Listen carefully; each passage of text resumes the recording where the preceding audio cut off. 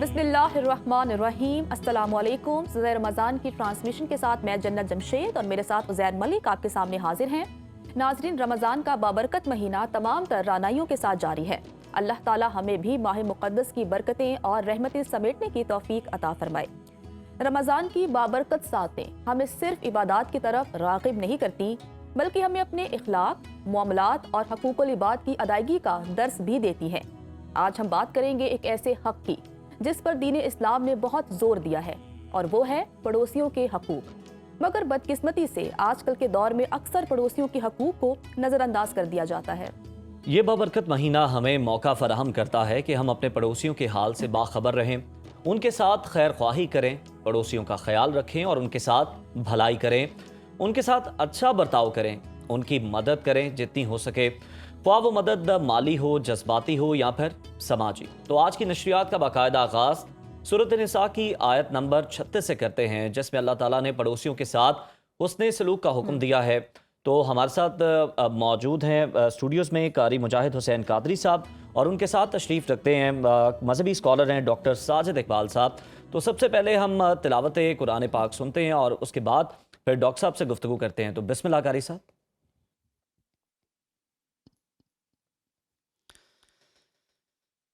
अऊज़ु बिल्लाहि मिनश शैतानिर रजीम।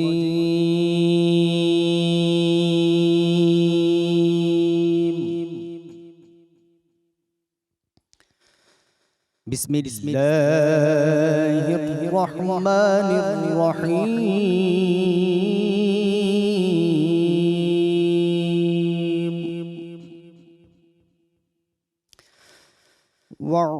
वअब्दुल्लाह वला तुश्रिकू बिही शैअन वबिल वालिदैनि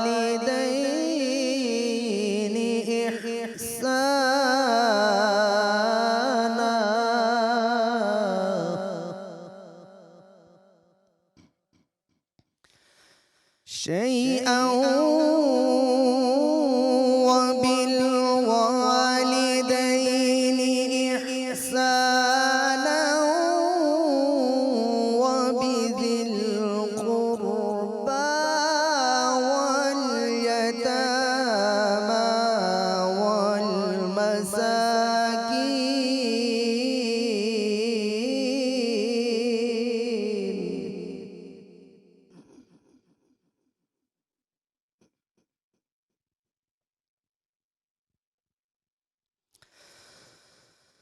واعبدوا الله ولا تشركوا به شيئا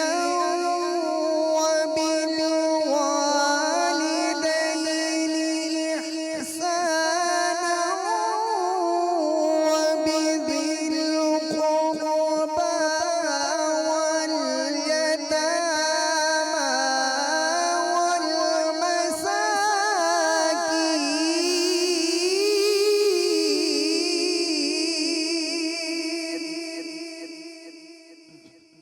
واليتامى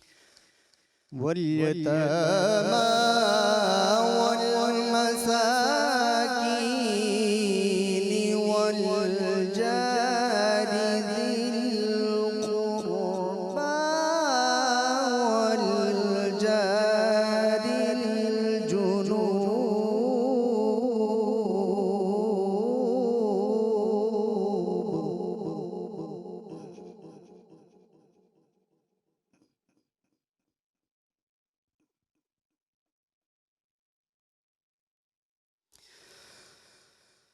والجار الجنوب والصاحب بالجنب وابن السبيل وما ملكت أيمانكم إن الله لا يحب من كان مختالا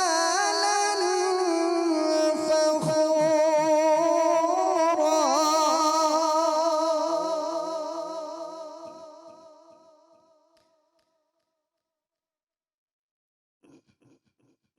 إن الله لا يحب من كان مختالا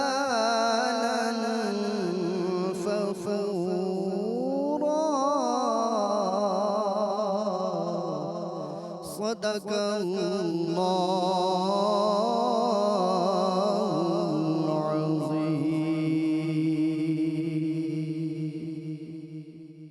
सुभान अल्लाह।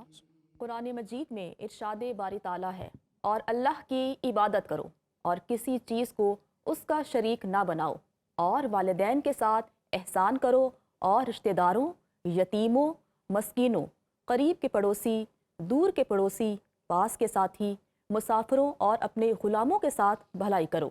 बेशक अल्लाह तकब्बुर करने वाले और बड़ाई करने वालों को पसंद नहीं करता।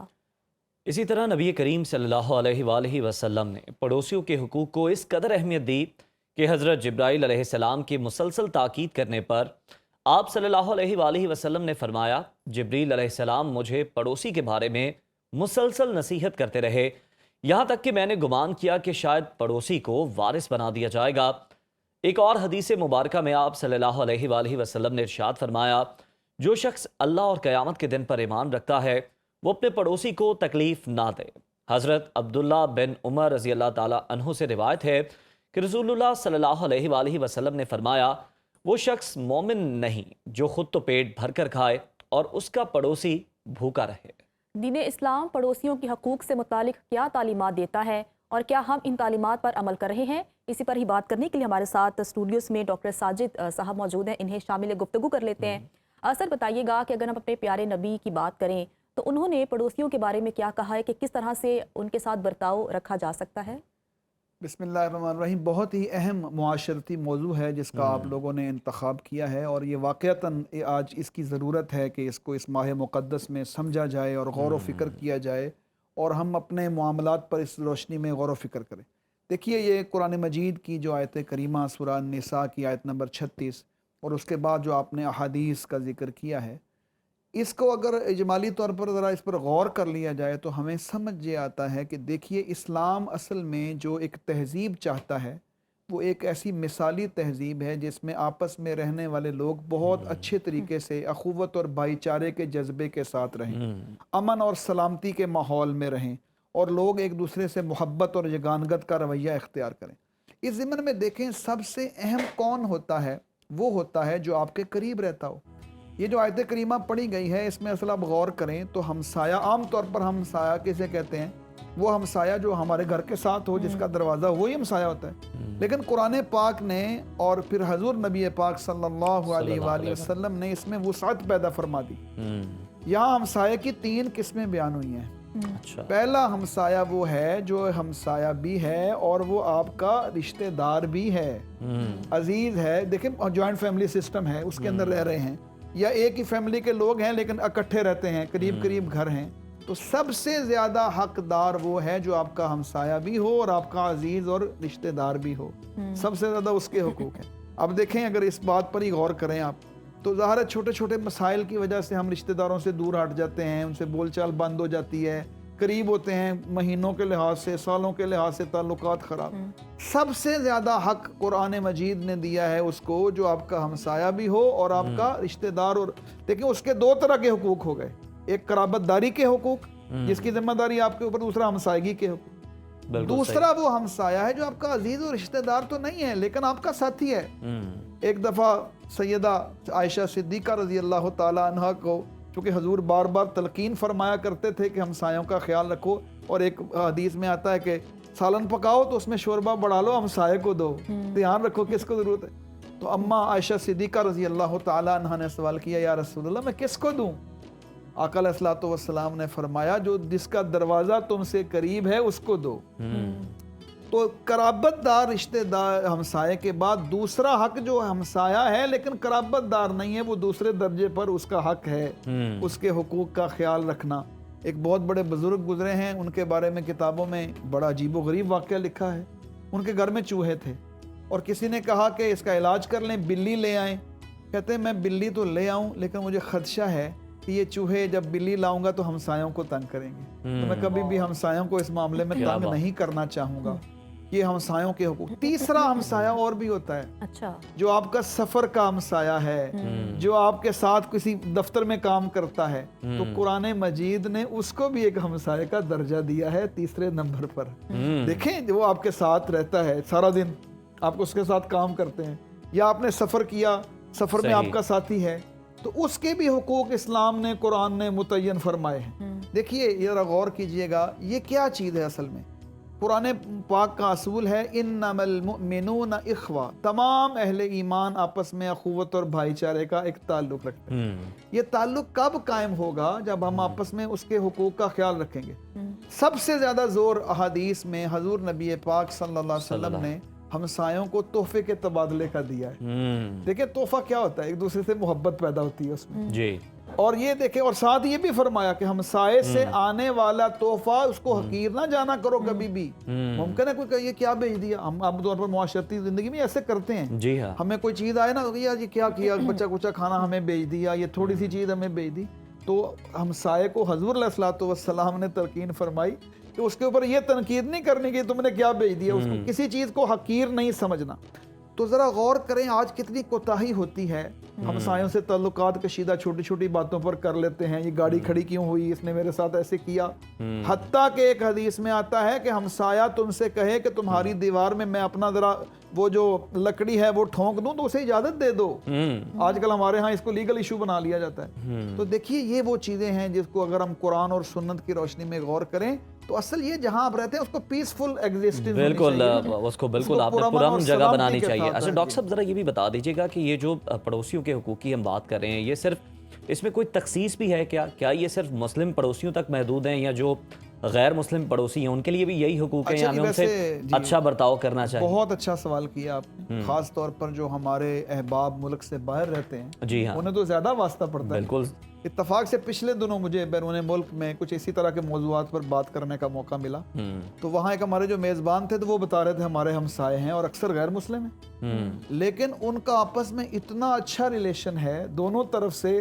देखिए, इस्लाम ने तो इसकी तालीम नहीं दी कि सिर्फ मुसलमान हमसाया हो, यहाँ कहीं जिक्र नहीं, कोई तखसीस नहीं, कोई तखसीस नहीं है, बल्कि ज्यादा उसके साथ सलूक करना चाहिए। अगर गैर मुस्लिम हमसाया है तो उसको ज्यादा अपने रोशन नमूना इस्लाम का आपको पेश पता चले, उन्हें भी पता चले आप किस नबी की उम्मत बल्कि हैं। मैं आपको बताता हूँ मलक साहब के पिछले दिनों हमारे एक दोस्त मेज़बान अमेरिका में, उन्होंने बताया कि हमारे हुस्ने सलूक की वजह से लोग इस्लाम से करीब आए। हमारे हमसाए, इससे खूबसूरत बात क्या हो कि सकती है? हमारे यहाँ वो खाना खाने आते हैं, हमारे यहाँ वो बच्चों से खेलते हैं, सिर्फ इस वजह से। वो कहते हैं पहले इस्लाम के बारे में हमारी बातें और थी, लेकिन जब हमने उनसे अच्छी रिलेशनिंग रखी, हम अपना खाना, वो जो हदीस है ना, जी। अपना खाना बेचते हैं तोहफतन, तो वो इतने खुश होते हैं कि ये तो कल्चर हमारे यहाँ नहीं है, वहाँ तो कुछ जानता ही नहीं है एक दूसरे को। ये वेस्टर्न कल्चर है कि हमसाया साथ है, उसका पता ही नहीं आपको।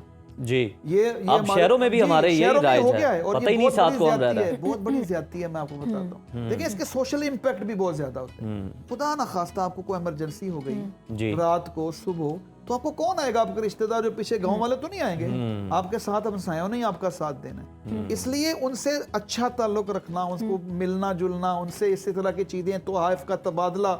और ये हदीस में आता है कि जब उनकी कोई खुशी हो तो उन्हें मुबारकबाद दें, उनके गमी में उनके साथ शामिल हों। तो ये सारे हुकूक हैं, और अगर इन हुकूक का ख्याल रखेंगे तो ऐसी खूबसूरत सोसाइटी बनेगी जिसमें इंसानों को रहना में आसानी बड़ी बदकिस्मती है कि अगर हम आज के मुआशरे की बात करें तो तर्ज ज़िंदगी बड़ा तब्दील हो गया है। आजकल तो ये होता है कि साथ कौन रहता है ये भी पता नहीं होता कि रहता कौन है साथ। तो इस तमाम सूरत हाल में, क्योंकि लाइफ चेंज हो गई है, सोसाइटीज़ बन गई हैं, बड़े बड़े घर बन गए हैं, किस तरह से हम पड़ोसियों के हकूक अदा कर सकते हैं आज के दौर में? देखिए, मैं गुजारिश करूं कि ये जो जितनी चीज़ें हैं आज, ये जो प्रॉब्लम पैदा हो रहे हैं, क्या इसकी वजह से मुआशरों में बेहतरी आ रही है या हम डिक्लाइन की तरफ जा रहे हैं? सवाल तो ये है ना।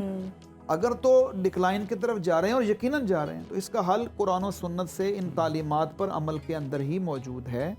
देखिए, आप आइसोलेशन नहीं कर सकते जी। इंसान वो एक सोशल एनिमल है, उसने ज़ाहिर है लोगों के साथ रहना है, उसकी तबीयत और नेचर ऐसी है। तो आप उसके साथ रह नहीं सकते। अगर आप इन तालीमात जो अभी कुरान पाक में माशाल्लाह जी। कारी साहब ने खूबसूरत अंदाज में वो आयत करीमा पढ़ी, आपने तर्जमा पढ़ा, आपने हदीस बयान की, कुछ हदीस मैंने मजीद उसमें ऐड कर दी। जी अगर इन तालीमात को इख्तियार कर लिया जाए तो उसके नतीजे में देखें इम्पैक्ट कितना बड़ा पड़ता है। आपस में ताल्लुकात की बेहतरी के नतीजे में सोसाइटी इम्पैक्टेड होती है, उसके नतीजे में सोसाइटी के अंदर ये असर बड़ा पैदा होता पॉजिटिव है। चेंज आता है। डॉक्टर साहब Positive जरा ये change भी बड़ी ज़रूरी रहनुमाई है। फरमा दीजिएगा, अगर आपका कोई पड़ोसी है वो आपसे अच्छा बर्ताव नहीं कर रहा, तो क्या फिर भी उसके साथ नेकी जी का हुक्म है? बिल्कुल, आपका काम फिर भी ये ये है- अहकामात वहीं जी, पे स्टैंड जी, करते हैं। बिल्कुल जी, आपने उसके साथ उसने सलूक कर। देखिए अगर वो कोई मसला है, देखो परमानेंट आप देखो उसके साथ रहना है आपने, जी आप कहीं जा तो नहीं सकते। जा नहीं सकते। आमतौर पर हमसायगी में लोग लंबे अरसे के लिए एक तरह हमसाये होते हैं, सारी जिंदगी के लिए होते हैं। अगर खुदा ना खास्ता कोई गलती हो भी गई किसी की तरफ से, तो आप उसका पॉजिटिव उसका रिस्पॉन्स करें, क्योंकि ये कुरान पाक का मुस्तकिल असूल है, इदफा बिल्लती हिया अहसन अस्सय्यिआ। आप बुराई का बदला अच्छे तरीके से दें। मतलब कोई प्रॉब्लम हो गया किसी वजह से, बच्चों की लड़ाई होती है आमतौर पर, या कोई मेरे घर के आगे ये चीज खड़ी कर दी, यहाँ कूड़ा फेंक दी, यही मसाइल होते हैं जी, ना। यही मसाइल हैं छोटे छोटे। इस मसाइल पैदा हो गए, कुछ अरसे बाद आप एक कोई चीज बना के उनके घर दे दें तोहफतन, देखें कितना इम्पैक्ट पड़ता है उसके नतीजे में। और फिर कभी उनको बुला लें, उनको चाय पे इनवाइट कर लें, गुजरते हुए सलाम ले लें। ये जो सलाम लेना है ना, ये भी मोहब्बत पैदा करता है दिलों में। तो ये छोटी छोटी अब तो अब हम ये इंतजार कर रहे होते हैं कि सलाम में वो बंदा पहल करे, मैं सलाम क्यों पहले ऐसा करूं? नहीं करना चाहिए। हजूर अलैहिस्सलातु वस्सलाम ने कारी साहब भी फरमाया- कुछ जी, ऐड जी। करना मैं चाहते सिर्फ एक बात छोटी सी कर लूं, हदीस है, हजूर अलैहिस्सलातु वस्सलाम ने फरमाया कि सलाम में पहल करने वाले की तरफ अल्लाह की खास रहमत होती है। वाह वाह। वाह। डॉक्टर साहब मैं आपसे अर्ज करना चाहता हूँ कि ये जो हमसाए होते हैं, एक लोगों ने अपने घरों में के बाहर सिक्योरिटी गार्ड होते हैं, जो मुलाजिम तो किसी और के होते हैं, ये भी हमारे हमसायों में आते हैं। जी बिल्कुल, वो आपके हमसाए हैं जिनका वक्त आपके साथ गुजरता है ना, वो चाहे ऑफिस में है, सफर में, वो तो ज्यादा हमसाया है आपका, जिसने रहना ही आपके पास है। अच्छा सवाल था। ये जरूरी बहुत नहीं कि अच्छा वो सवाल। आपकी मलकियत में उसकी नहीं, कोई मकान होगा तो फिर वो आपका जी, हमसाया होगा। मैं गुजारिश की है, कुरान ने तखसीस कर दी, जो आयत करीमा आपने पढ़ी उसने हमसाये के तस्वुर में कितनी वुसअत पैदा कर दी है। जी इसलिए जो बंदा आपके घर के करीब बिल्कुल, है, अगर कुरान ने जी। वुसअत पैदा की है तो आप भी हदीस जी, में वुसअत हुई है, तो वुसअत हमें भी पैदा अपने कर- दिलों में वुसअत जो देखिए, है ना अगर वो कोई- पैदा करनी चाहिए। अगर उसका कोई मुजाहिदा भी। गार्ड डॉक्टर मौजूद साहब है, वक्त जी, हमारे जी, पास जी, जो है वो जरूर। खत्म हो गया। जरूर। बहुत शुक्रिया आपकी आमद का कारी साहब, आपका बहुत शुक्रिया। तो नाज़रीन, यहाँ ब्रेक का वक्त हो गया है। ब्रेक के बाद आप देख सकेंगे हमारा स्पेशल सेगमेंट इफ्तार पकवान, जिसमें हमारी साथी एंकर नजफ राजा होंगी और शेफ अनम शेख होंगी और बनाएंगी आज की इफ्तारी। तो देखते हैं कि आज शेफ क्या बनाती हैं, आप देख सकेंगे ब्रेक के बाद। अस्सलामुअलैकुम। सुनो रमज़ान ट्रांसमिशन की इफ्तार पकवान में आपको खुश आमदीद कहती हूँ। मैं हूँ नजफ राजा। उम्मीद करती हूँ आप बिल्कुल ठीक ठाक होंगे और दुआ करती हूँ ये माह रमज़ान आपके लिए, हमारे लिए, पूरे पाकिस्तान के लिए खुशी और रहमतों का महीना साबित हो। नाजरीन, मैं सुनो किचन में मौजूद हूँ। मेरे सामने है लाइफ बॉय और उससे मैंने अच्छे तरीके से हाथ धो लिए हैं। एंट्रेंस में बिल्कुल हमने रखा हुआ है सिंक, ताकि यहीं से एंटर होके हम अपने किचन में दाखिल हो सकें।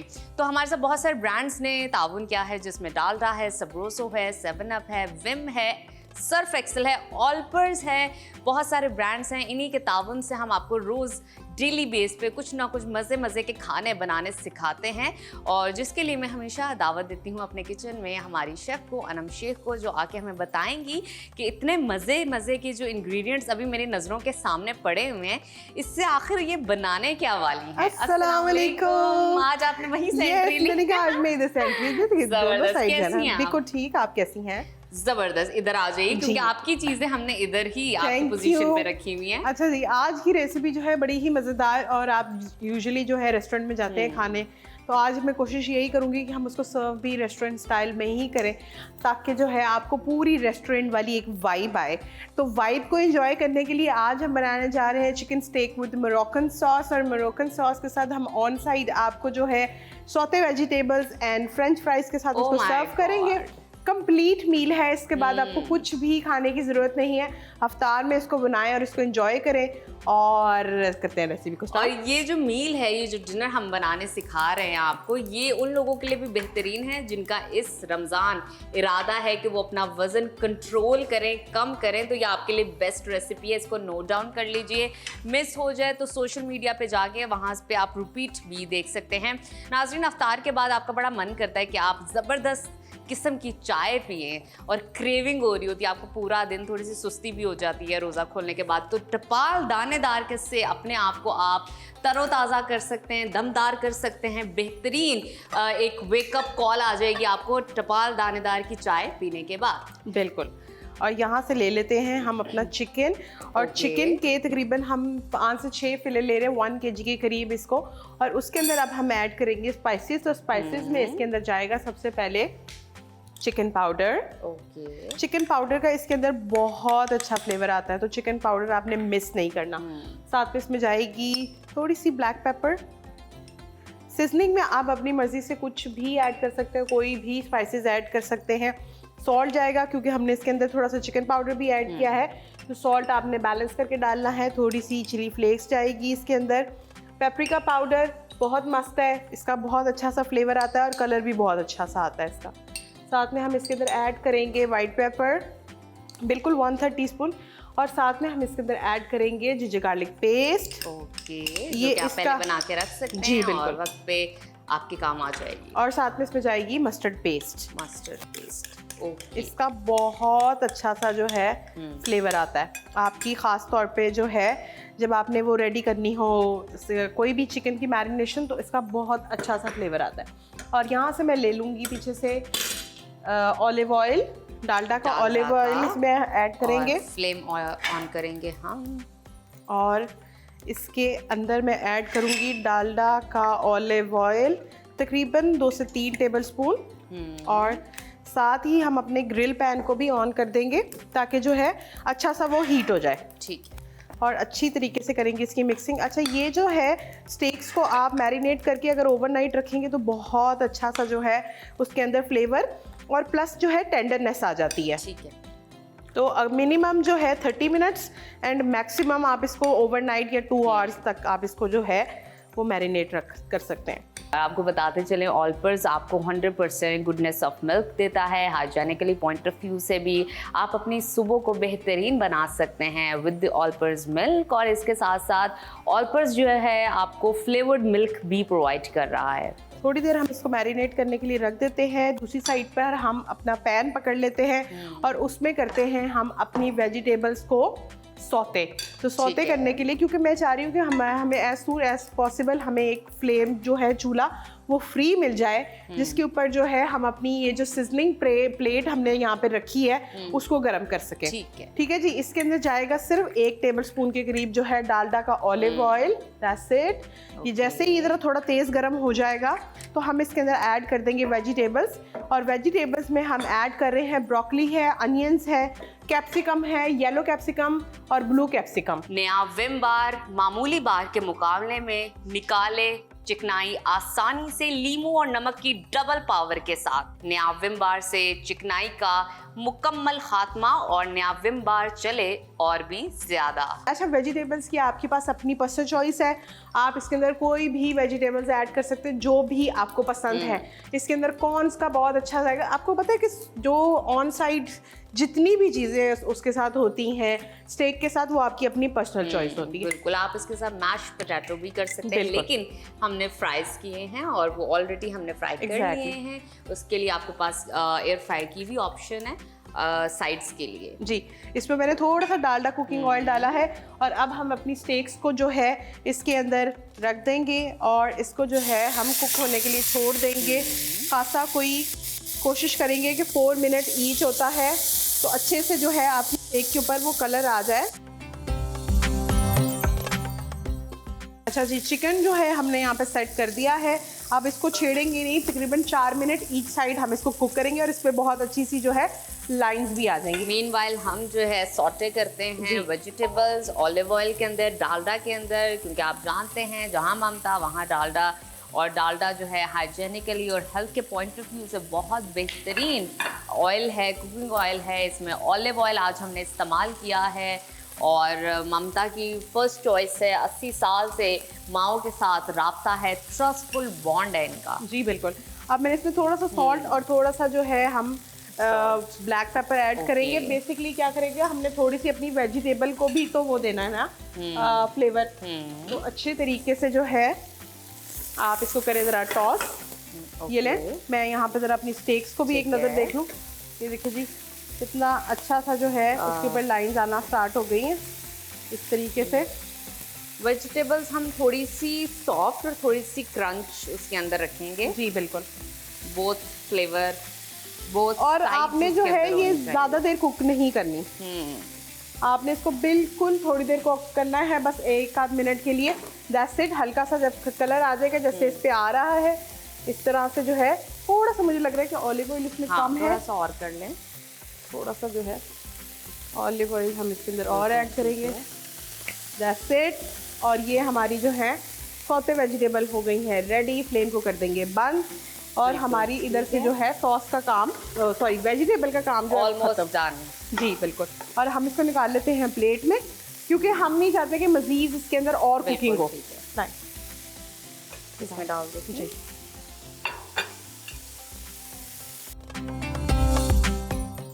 हर नेकी का पहला कदम लाइफ बॉय से हाथ धोना। तो नाज़रीन, मैंने डिश आउट कर दी है वेजिटेबल्स। ना हमने इसको सॉफ्ट किया है, ना ही ज़्यादा क्रंच या ऑलिव ऑयल के साथ सिर्फ टॉस किया है, थोड़ा सा सॉटे किया और निकाल दिया प्लेट के अंदर। हमारे ग्रिल हो रहे हैं चिकन। ज़्यादा फ्लेवर आता है आपके चिकन के अंदर और ज़्यादा सीजनिंग का डबल टेस्ट आता है। डन। और ये हमारी हो गई है रेडी। और इसको कर लेते हैं इस साइड पे। आपने इसको इससे से नहीं हटाना, ताकि जो है आपकी जो चिकन है वो गरम रहे। आप इसको हम फुल फ्लेम पे रखेंगे ताकि ये तेज गरम हो जाए। तो ये तेज गरम जैसे ही हो जाएगा तो हम राइट अवे इसको उठाकर जो है इसके सेट कर देंगे और उसके बाद हम आगे राइट अवे चीजें करेंगे। अब रेडी करते हैं हम अपनी जो है सॉस को बनाना। तो सॉस के लिए यहाँ से ले लेते हैं एक पैन। उसके अंदर हम ऐड करेंगे बटर, तकरीबन 2 टेबलस्पून। साथ में हम ऐड करेंगे इसके अंदर ऑलिव ऑयल। देखिए पूरी रेसिपी जो है हमारी डालडा के ऑलिव ऑयल के साथ ही जो है बेसिकली रेडी हो रही है। हेल्थ के पॉइंट ऑफ व्यू से बहुत अच्छी है। जो लोग डाइट कर रहे हैं, वेट लॉस करना चाहते हैं रमज़ान में, वो चाहते हैं कि ईद पे वो बहुत ही खूबसूरत नज़र आए ईद के जोड़े के अंदर, तो ये टाइम है इस तरह की आप रेसिपीज ट्राई कर सकते हैं बिल्कुल घर पर। अच्छा जी, ये जैसे ही ये भी हो रहा है तो मीनवाइल मैं इसके अंदर ऐड करूँगी थोड़ी सी हमारी गार्लिक। फाइनली चॉप गार्लिक जाएगी और उसके बाद इसको थोड़ा सा फ्राई करेंगे। और इसके साथ ही मैं ऐड कर दूंगी इसके अंदर बिल्कुल थोड़े से जो है एक मीडियम साइज़ का अनियन। अब हम इसको अच्छी तरीके से जो है कुक करेंगे, ये ताकि जो है ये लाइट गोल्डन ब्राउन हो जाए। लाइट से मतलब वाइटिश ही रहें, ज़्यादा गोल्डन नहीं करना। उससे क्या होगा, हमारी सॉस का कलर जो बेसिकली जो है वो खराब हो जाएगा। नया Surf Excel deep action technology के साथ ये जिद्दी गहरे दागों को कपड़ों की तह में जाकर खींच निकाले। जिद्दी दाग जैसे कि केचप, चाय, कॉफी, करी, सालन, चॉकलेट, आइसक्रीम वगैरह जो कपड़ों की तह में चले जाते हैं, नया सर्फ एक्सेल अपनी डीप एक्शन टेक्नोलॉजी के साथ इन जिद्दी गहरे दागों को कपड़ों की तह से खींच निकालता है। तो इन जिद्दी गहरे दागों से क्या डरना, सर्फ एक्सेल है ना। इसे कहते हैं बेसिकली अनियंस को लाइट ट्रांसलूसेंट करना होता है। बेसिकली अनियन का आपने जो है कच्चापन खत्म करना है। ठीक है जी।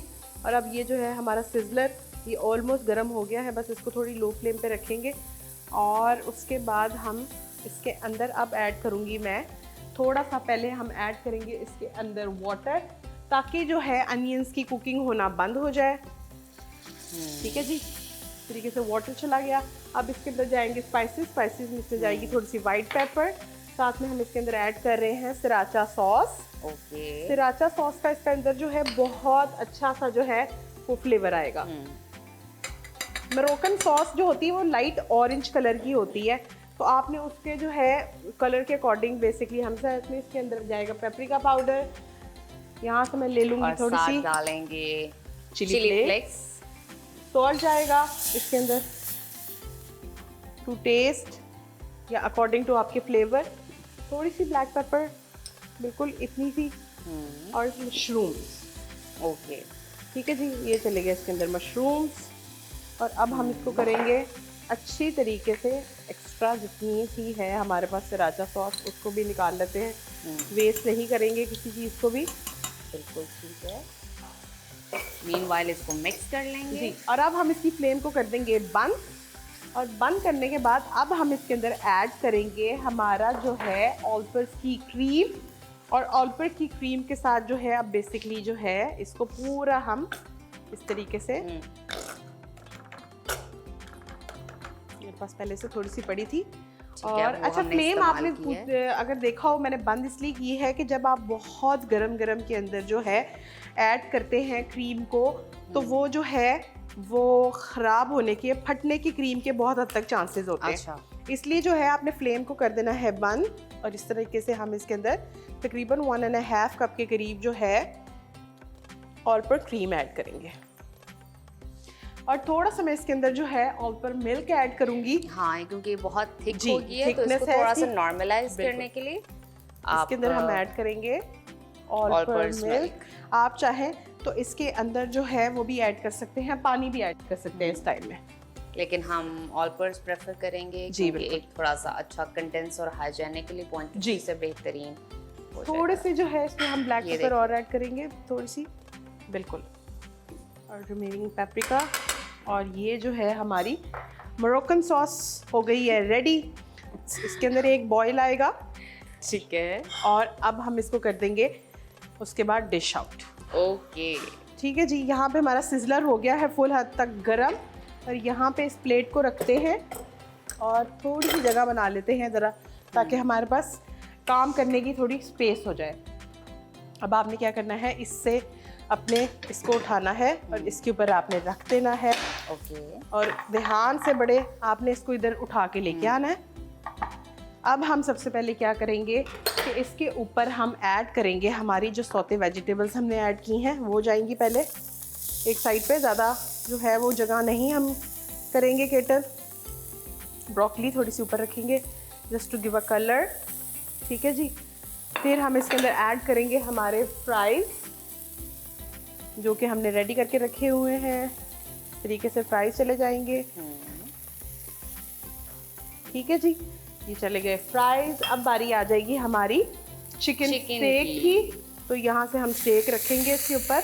ओके। हम तकरीबन कोशिश करेंगे कि 3 फिलेस जो हैं हमारे स्टेक के ऊपर आ जाए। Okay okay. और रख लेते हैं, गुड पोर्शन हो जाएगा। और अब फ्लेम को कर देंगे बंद और यहाँ से हम उठाएंगे अपनी मोरक्कन सॉस और उसको हम पोर करेंगे अपनी स्टेक पे। ले जी। ओके, आपका डिनर तैयार है। जी, बेहतरीन किस्म का, dietful, low calorie, full of protein and minerals वगैरह। इसमें फ्राइज की जगह आप मैश पोटैटो का भी इस्तेमाल कर सकते हैं। बिल्कुल, मैश पोटैटोस का भी इंतखाब कर सकते हैं। तो आपकी जो है आज की dish chicken steak with Moroccan sauce हो गई है रेडी तैयार। और आप इसको इसको इफ्तारी में भी खा सकते हैं, अपने डिनर में भी इंजॉय कर सकते हैं विद द 7 अप मिक्सेस, भूलना नहीं। और इफ्तार के बाद अपने आप को तरोताज़ा और दुबाला करने के लिए, रिफ्रेश करने के लिए आप टपाल दानेदार की चाय ज़रूर पीजिएगा। तो आज के इफ्तार पकवान से हमें दीजिए इजाज़त। कल दोबारा सेम टाइम पे आपसे मुलाकात होगी न्यू रेसिपीज़ के साथ। टिल देन अल्लाह हाफ़िज़। अल्लाह हाफ़िज़।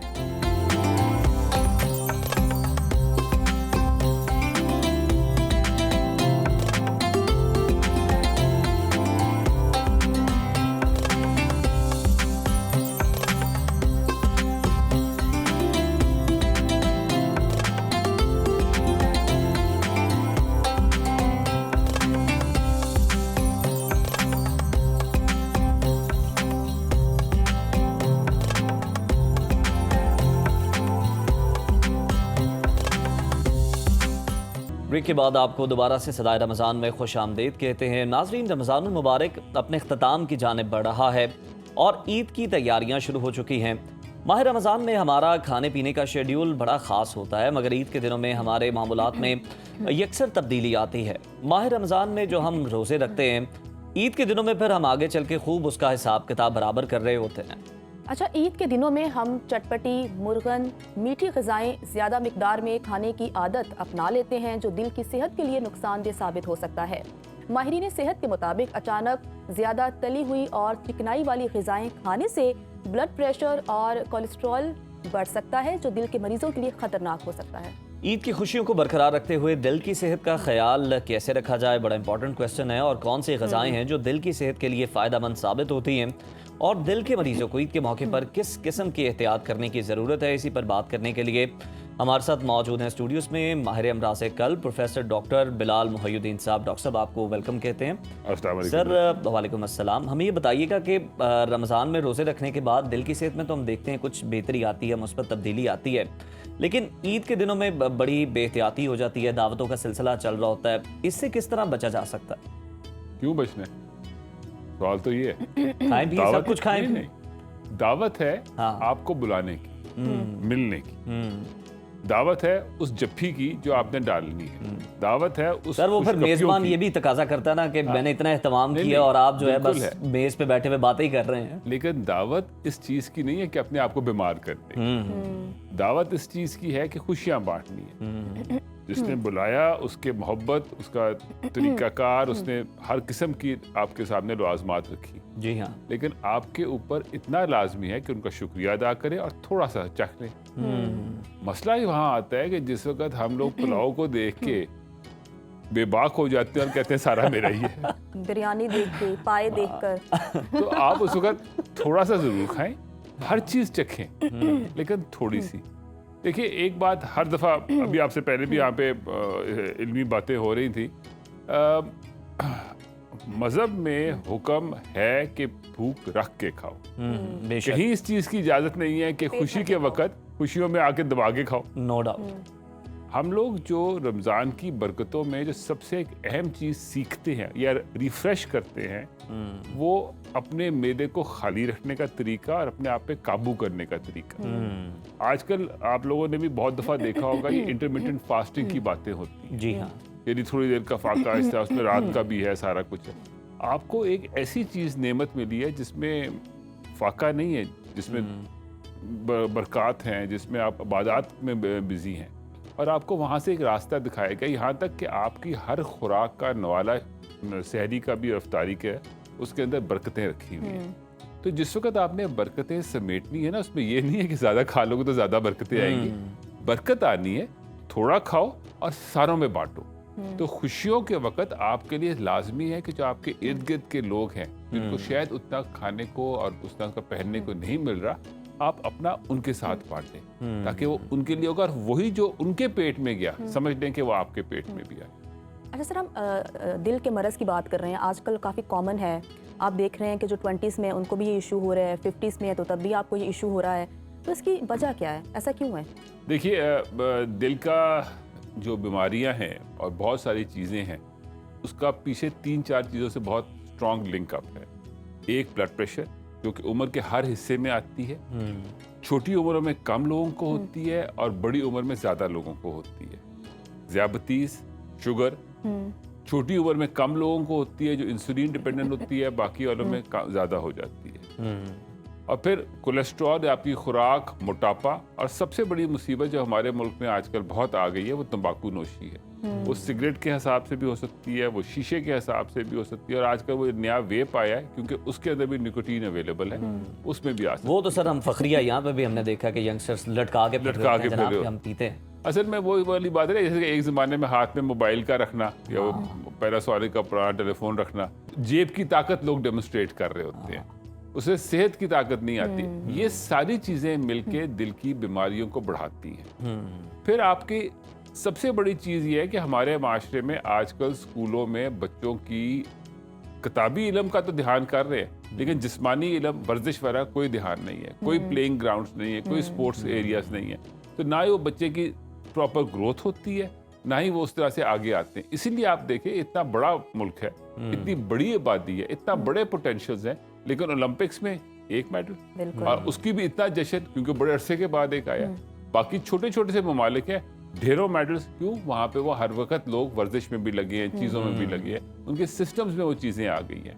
हमारे यहाँ ये बीमारियाँ छोटी उम्र में आ रही हैं, इसकी बहुत सारी वजह बेशक जेनेटिक्स होंगी, लेकिन असल चीज़ ये है कि हमारा ज़िंदगी का तौर तरीका गलत हो चुका है। हमें उसको किसी तरह से दुरुस्त करना है। आप अपने ग्राउंड्स में चले जाएं, पार्क्स में चले जाएं, खाली वीरान। हाँ, दुरुस्त कभी कह कभी रहे कोई चीज हो तो आपको नजर आ जाएगा। बाहर के ममालिक में सड़कें भरी पड़ी होती है, रिटायरमेंट के बाद, छुट्टी के बाद लोग एक्सरसाइज करते हुए आपको नजर आते हैं, वॉक जॉगिंग करते हुए नजर आते हैं। हमारे यहाँ बिल्कुल, यहाँ है पे ही वो नहीं। आदत ही नहीं है। डॉक्टर साहब ज़रा ये बताइएगा कि अगर हम ग़िज़ाओं की बात कर लें तो कौन सी ऐसी ग़िज़ाएँ हैं जो कि दिल के मरीज़ खा सकते हैं, किन से उन्हें इज्तनाब बरतना चाहिए? और अगर हम पीने की तरफ आएँ तो ये चाय, कॉफ़ी या इस तरह की जो कोल्ड ड्रिंक्स हैं, ये नुकसानदेह हैं? देखिए, चाय कॉफ़ी के बारे में तो सीधी सी चीज़ है कि ये वो 2-4 चीज़ें ऐसी हैं जी। जो दिल की रफ्तार को तेज़ करती है, एक्टिविटी को इंक्रीज ठीक करती है। है। तो अगर किसी को दिल की तकलीफ है तो उसके लिए वो उतनी मुनासिब नहीं है, ठीक है। बिलखसूस जो कैफिनेटेड कॉफ़ीज़ है जी। जिसमें कैफीन ज़्यादा है, जिससे वो इफेक्ट ज़्यादा आता है, तो वो ना, तो डीकैफ रिलेटिवली सेफर गिनी जाती है, एक चीज़। फिर अगली चीज़ रहेगी आपका बेसिकली पुराने मशरूबात, जिसमें लस्सी भी है, जिसमें आपका जौ दूध का भी सोडा। है, इस तरह की चीज़ें हैं, वो इस्तेमाल होती हैं। हर चीज़ इतदाल में हो तो बेहतर है। ये जो चीज़ें हम लोग इस्तेमाल करते हैं, अब आप वो देख लेना कि वो सेल करने के लिए उन्होंने सोडा की जो बोतलें हैं वो जी। बड़े से बड़ी बनती जा रही हैं। पहले वक्तों में वो छोटी बोतल एक आध मिलती थी, अब वो बड़े से बड़ी, ताकि जितना पियो। कोशिश यही है कि हर किसी को इस तरफ लगाया जाए। और उसकी आप मिकदार देखें, अगर 250 ml का जो ग्लास आप का पीते हैं, उसकी जो कैलोरिक बर्न है वो 4 किलोमीटर वॉक के बराबर है। हो। फिर कहीं जाके वो बात बनती है। आपको 250 कैलोरीज बर्न करेंगे जो आपकी 4 किलोमीटर 5 किलोमीटर वॉक से पैदा तो होगी। सर लम्हा तो फिक्रिया आपको देखें कि हमारे हर मील के बाद हम देखते हैं कि कोल्ड ड्रिंक्स हमारे टेबल पे होती हैं। वो आ गया। फिर आपने उससे पहले पूछा कि कौन सी चीज खानी है। डाइट जितनी भी डीप फ्राइड चीजें हैं ना, जो हम जी। खास तौर पे खुशियों में और रमजान में भी बहुत होता है, जिसमें पकौड़ा भी है, पकौड़ी भी है, समोसा भी है, हर वो चीज जिसमें डीप फ्राइंग है, वो आपकी सेहत के लिए सही नहीं है, उतने अच्छे नहीं है। पिज्ज़ाज है, बर्गर्स हैं, क्योंकि इनमें डीप फ्राइंग चीज़ें आ जाती हैं, चीज़ कंटेंट्स हाई हो जाते हैं, वो उतनी मुनासिब नहीं है। अगर बहुत दिल कर रहा है एक आध स्लाइस ले लो, पर एक आध स्लाइस हफ्ते में एक दफ़ा, ये नहीं कि एक स्लाइस आधे घंटे के बाद। तो वो आप उसको थोड़ा करके इस्तेमाल करें। जो अल्लाह का दिया हुआ फल है जी। वो सबसे सेहतमंद, उसको इस्तेमाल करें। और जितना वो अनअडल्ट्रेटेड, मतलब उसको लोग बड़ा खूबसूरती से क्रीमों के साथ और इस तरह के साथ भर देते हैं, उस तरह से नहीं, अनअडल्ट्रेटेड जितना इस्तेमाल करें। देखिए, हमारे मजहब के अंदर एक बहुत गजब का फल है खजूर, जी। जो हम इस्तेमाल करते हैं। लेकिन अगर आप खजूर भी के ऊपर क्रीम भी लगा दें, बादाम भी भर दें, और फिर एक की बजाय 20 खा लें, तो फिर वो भी तंग करेगा। तो एक आध खजूर इस्तेमाल करें, धुली भी इस्तेमाल करें, ताकि वो आपके पास हो। अजवा की अगर हो तो और क्या बात है। गोश्त के बैलेंस बारे होना में भी चाहिए। बता दें, दिल के जो मरीज हैं उनके लिए गोश्त, मतलब बीफ सही है, मटन सही है, चिकन, क्या लेना चाहिए? जो भी गोश्त हो, जी। जिस मर्जी जानवर का, क्वांटिटी का?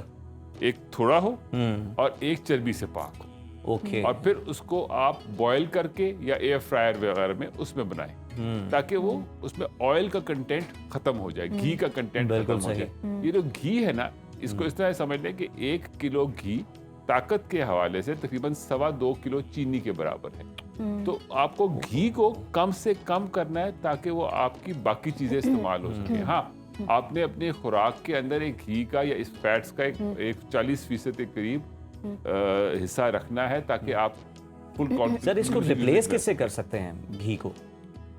घी को आपको रिप्लेस करना है बेसिक। कुछ कहते हैं आप सरसों का यूज कर लें, कुछ कहते हैं आप देसी घी इस्तेमाल कर लें। आप देखिए, अगर आप अपनी खुराक को बर्न कर लेते हैं जी, और आपका पॉट बेलीज और वजन ज्यादा नहीं होता, तो आप ठीक है। सही। लेकिन जिस वक्त आप अपनी खुराक को बर्न नहीं कर पाते, तो चाहे वो जो मर्जी तेल हो या जो मर्जी घी हो या वो देसी हो या फिजिकल ब्लैक एक्टिविटी भी हो, सर, है तो हराम। फिजिकल एक्टिविटी भी बहुत ज़रूरी है। सर ये बताइएगा कि अगर किसी भी शख्स का दिल का ऑपरेट हो चुका है, उसके बाद उसकी ज़िंदगी में क्या तब्दीलियां आनी चाहिए ताकि वो सेहतमंद रह सके?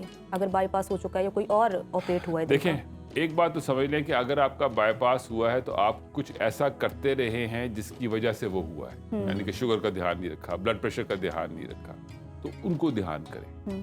शुगर का मुकम्मल कंट्रोल करें, ब्लड प्रेशर का कंट्रोल करें। आप शायद एक्सरसाइज वगैरह नहीं करते रहे, आप वो करें। हाँ, आपने, कई लोग ये भी कहते हैं कि हम सारी उम्र करते रहे, आपने उस एक्सरसाइज की वजह से आपने अपनी बीमारी को डिले किया, क्योंकि आपकी जेनेटिक प्रीडिस्पोजिशन थी, जेनेटिकली आप उस तरफ के माइंड थे। तो आप वो चीज़ें करें जिससे हेल्थी लाइफस्टाइल आता है। बेसिक छोटी सी चीज़ है, 30 मिनट रोजाना वॉक होनी चाहिए। लफ्ज 30 मिनट दिया जाता है, फासले के लिए 2 से 3 किलोमीटर है कि इतना फासला जरूर करें, मगर 30 मिनट भी करें और हफ्ते में कम से कम 5 दिन करें। ये एक बेसिक एक्सरसाइज मोड है जो मिनिमम है।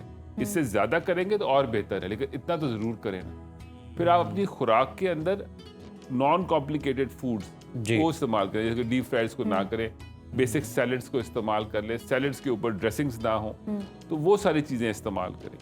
और फिर अपनी खुराक को थोड़ा रखें, थोड़ा थोड़ा बार बार खाना बहुत बेहतर है कि आप उतना ही सारा इकट्ठा खा एक के साथ अपना खा लें। ब्लोटिंग आपको हो जाती है और फिर आप डकार मारते हुए सारा दिन फिरते रहते हैं। और फिर कहते हैं कि बहुत सारे आप मेरे पास मरीज आते हैं जिनकी माशाल्लाह काफी सेहत होती है और फिर आगे से वो कहते हैं जी डॉक्टर साहब खाना हजम नहीं होता। तो पता नहीं खाना कैसे हजम नहीं होता, इतना तो वजूद बिल्कुल ठीक है डॉक्टर साहब, आपने दुरुस्त फरमाया कि कम खा लें वो ज़्यादा बेहतर है आपके लिए, बजाय आप एक ही दफ़ा जो है ना वो अपने मैदे के साथ भी जुल्म करें। बहुत शुक्रिया डॉक्टर साहब आपके कीमती वक्त का।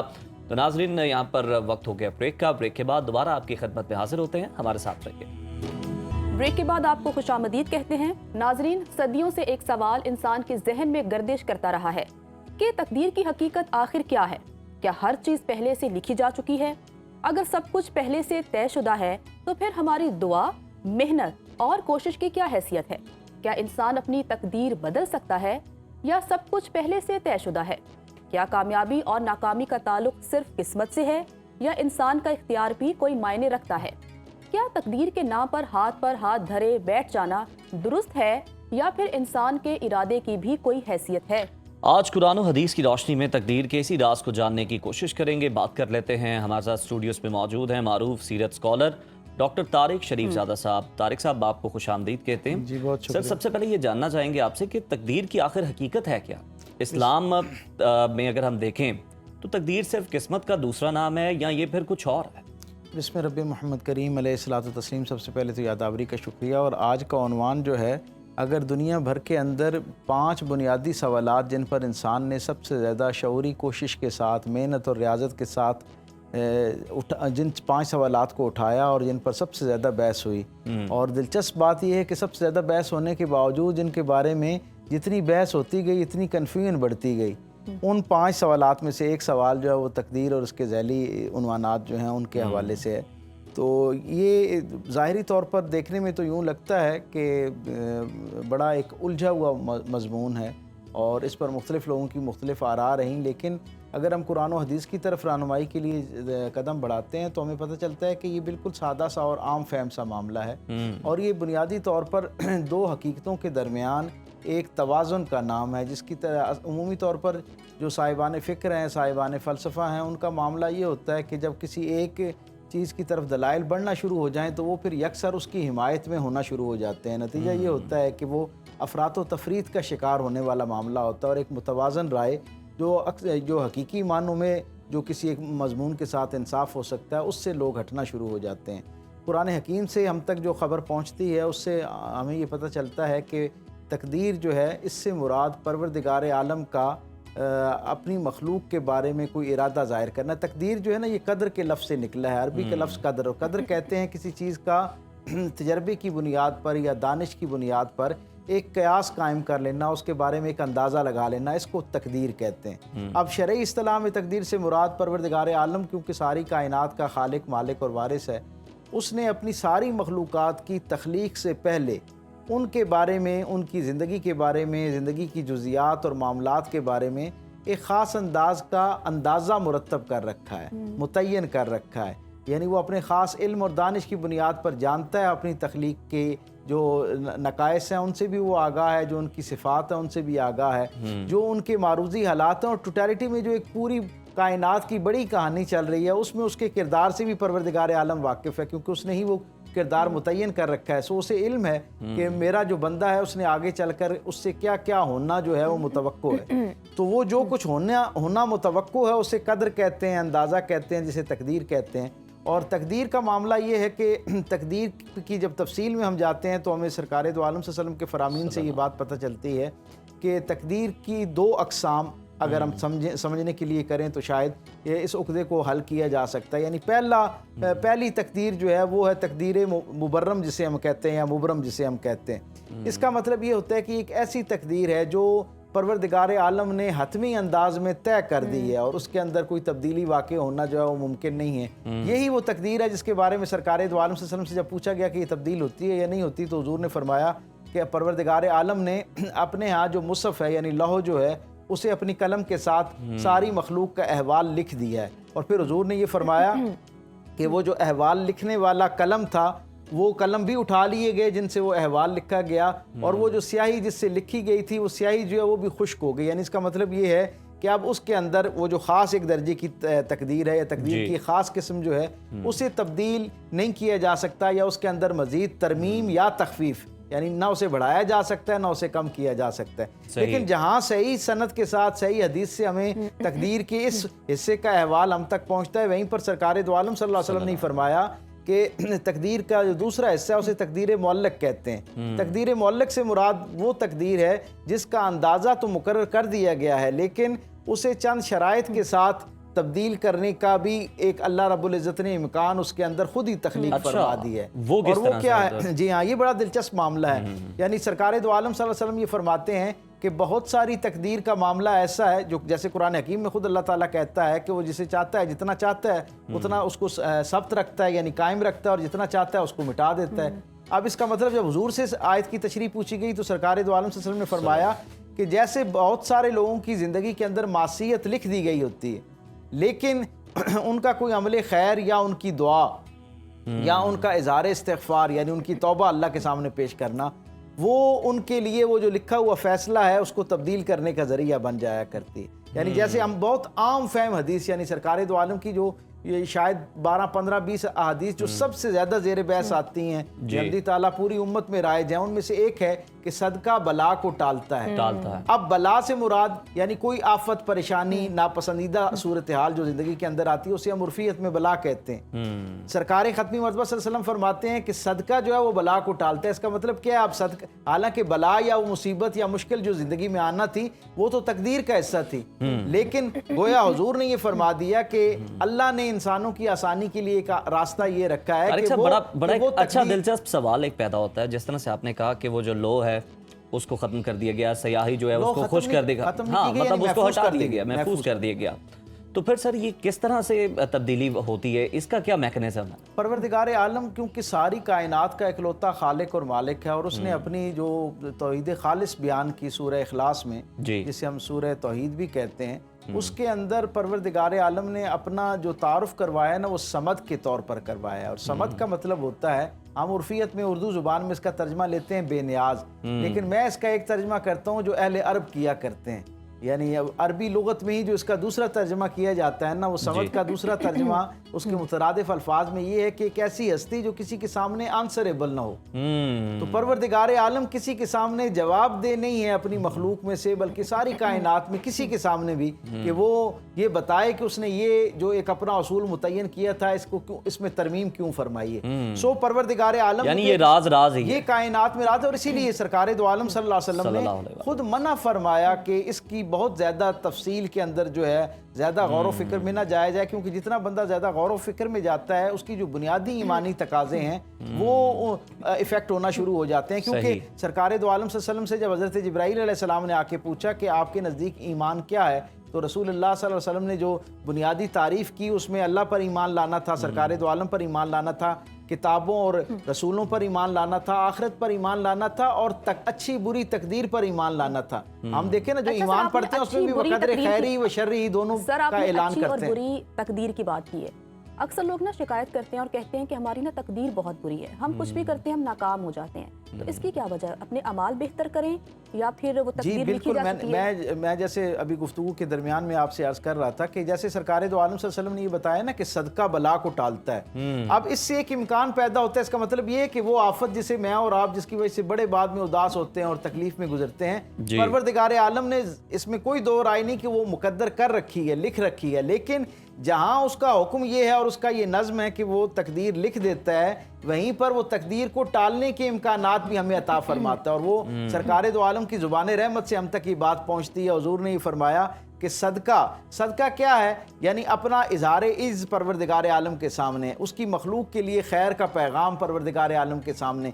इसीलिए हुजूर ने फरमाया कि जो लोग ये चाहते हैं कि उनकी ज़िंदगियों में आसानियाँ आएँ, अब आसानी आने का मतलब क्या है कि तकदीर में तो सब कुछ लिखा है, अगर आसानी आने के लिए कोई और ऑप्शन मौजूद ना हो तो फिर तो तकदीर साबित होगी कि लाजिम हो गई है। जब सरकार ये फरमाते हैं कि अपने हुस्न सलूक के साथ, और बिलखुसूस हुजूर ने फरमाया कि जो शख्स ये चाहता है कि सेहत के साथ आफियत वाली लंबी ज़िंदगी जिसे दरकार हो, अब उम्र तो मुतय्यन कर दी गई है, लेकिन आफियत वाली लंबी ज़िंदगी के लिए, बाबरकत ज़िंदगी के लिए अगर कोई शख्स रुजू करना चाहता है तो उसे क्या करना है, अपने वालिदैन के साथ और जो हुर्मत और कुर्बत के रिश्ते हैं उनके साथ हुस्न सलूक करना है। हुजूर ने फरमाया इससे अल्लाह उम्र में और रिस्क में बरकत अता कर देता है। रिस्क भी तय है, उम्र भी तय है, लेकिन हुजूर ने क्या फरमाया कि ये दो अमाल हैं कि इन्हें अगर कोई शख्स इख्तियार करे तो वो उससे अपनी ज़िंदगी की बिल्कुल तारिक साहब, आप सही कह रहे हैं कि आसानी के तो हर कोई मुतलाशी होता है अपनी ज़िंदगी में, वो चाहे किसी भी सूरत में हो।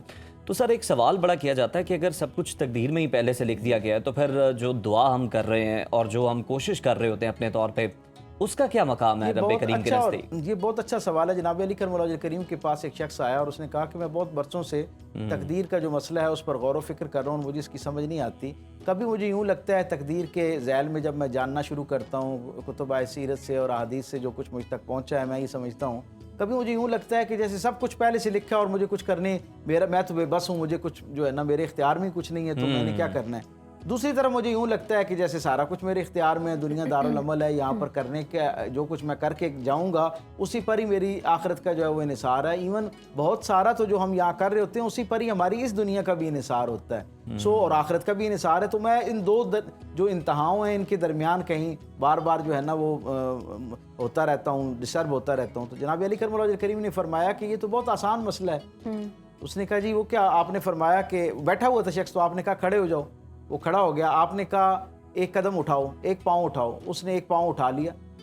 कहा आप दूसरा पाँव उठाओ, उसने कहा जी दूसरा पाँव तो नहीं उठा सकता। एक वक्त में एक पाँव उठा सकता है ना बंदा, हवा में अगर खड़ा है, सीधा खड़ा है तो एक वक्त में एक पाँव उठा सकता है, एक तो आसानी से उठा लिया, दूसरा नहीं उठाया। आपने फरमाया बस इतना ही इंसान जो है वो बाइख्तियार है और इतना ही मजबूर है, यानी एक पाँव जो है वो इख्तियार। और फिर आपने कमाल बात फरमाई, आपने कहा कि जब कोई शख्स अपने इख्तियार को इस्तेमाल करते हुए एक कदम मुस्बत रास्ते पे डालता है ना, तो दूसरा कदम अल्लाह के इज़्न से खुद ब खुद उसके साथ आ जाया करता है। यानी इसका क्या मतलब है कि तकदीर जो है वो अल्लाह का अंदाज़ा है, अल्लाह की तरफ से मुतय्यन किया हुआ एक पैमाना है, लेकिन वही परवरदिगार आलम बंदों की आसानी के लिए फरमाता है कि जब कोई खैर की तरफ सफ़र इख्तियार करता है तो खुद ब खुद परवरदिगार आलम उसके लिए तकदीर के वो जो फैसले हैं उनमें तब्दीली भी अक्सर औकात फरमा देते हैं। उसके लिए खैर का जरिया भी शामिल सिर्फ नियत और कोशिश कर सकता है, कामयाबी अल्लाह ताला देते हैं। डॉक्टर साहब बहुत शुक्रिया प्रोग्राम में शिरकत करने के लिए। तो नाजरीन सदाए रमज़ान में वापस आएंगे एक ब्रेक के बाद, हमारे साथ रहिए। तो ब्रेक के बाद सदाए रमज़ान में आपको खुशामदीद कहते हैं। नाजरीन, रमज़ान में रोज़ा रखने से हमारी रोज़मर्रा ज़िंदगी के मामूलात बदल जाते हैं, लेकिन क्या आपने कभी ये महसूस किया है कि इफ्तारी के बाद अचानक ठंड क्यों लगने लग जाती है उज़ैर, और कुछ अफराद के तो हाथ पाँव ठंडे होने लग जाते हैं, बिल्कुल लोग ये शिकायत करते हैं, जिससे वो हैरत में मुब्तला हो जाते हैं कि आया हमारे साथ हो क्या रहा है, ऐसा क्यों होता है, क्या ये किसी बीमारी की अलामत है? माहिरीन इससे मुतालिक ये कहते हैं कि सहर व इफ्तार के दरमियान तकरीबन 13 घंटे का वक्फा होता है। इस दौरान आपका जो ब्लड शुगर है उसकी सतह कम हो जाती है और इस कमी से जिस्म में हसासियत बढ़ जाती है, और जब हम खाना खाते हैं तो फिर ठंड महसूस होने लगती है। तो अगर आपके साथ भी इफ्तारी के बाद अक्सर ऐसा होता है तो फिर इसमें कतन आपको परेशान होने की कोई ज़रूरत नहीं है, क्योंकि माहिरीन के मुताबिक आपको मामूल से ज़्यादा कैलोरीज इस्तेमाल करके सर्दी की शिद्दत को कम या फिर आप उसे ख़त्म कर सकते हैं। अच्छा, माहिरीन के मुताबिक इसी तरह आम दिनों के मुकाबलों में रमज़ान में कैलोरीज की मिकदार में कमी से खाने के बाद जिस्मानी दर्जे हरारत में तब्दीली आती है और मेटाबॉलिज्म भी सुस्त रवि से काम करता है ताकि जिस्मानी तवानाई ज़्यादा देर तक बरकरार रह सके। बड़ा इंटरेस्टिंग फैक्ट है जो कि आज शेयर किया है इस खबर के जरिए। तो नाजरीन आगे बढ़ते हैं। तो हमारे साथ मौजूद हैं अना सकीना मौजूद हैं, जो कि नात खां हैं, जो कि हज़रत मोहम्मद सल्लल्लाहु अलैहि वसल्लम की बारगाह अक़दस में जो है गुलहाय अकीदत पेश करेंगी। तो अना, सबसे पहले ये बताइएगा कैसी हैं आप? अल्हम्दुलिल्लाह। तो आज आप क्या पेश करेंगी? मैं सबीर रहमानी साहब का बहुत मारूफ कलाम हुजूर ऐसा कोई इंतज़ाम। ठीक है, जी ज़रूर, बिस्मिल्लाह। हुजूर ऐसा कोई इंतज़ाम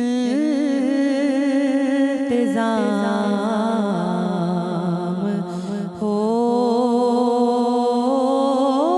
जाए। हुजूर सा कोई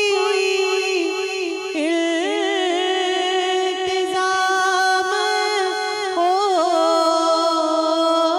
जाए। सलाम के लिए हाजिर गुलाम हो जाए। सलाम के लिए हाजिर गुलाम हो जाए। मैं सिर्फ देख लूं एक बार सुबह तैबा को। मैं सिर्फ देख लूं एक बार सुबह तैबा को। बला से फिर मेरी दुनिया में शाम हो जाए। बला से फिर मेरी दुनिया में शाम हो जाए। हुजूर आप जो सुन ले तो बात बन जाए।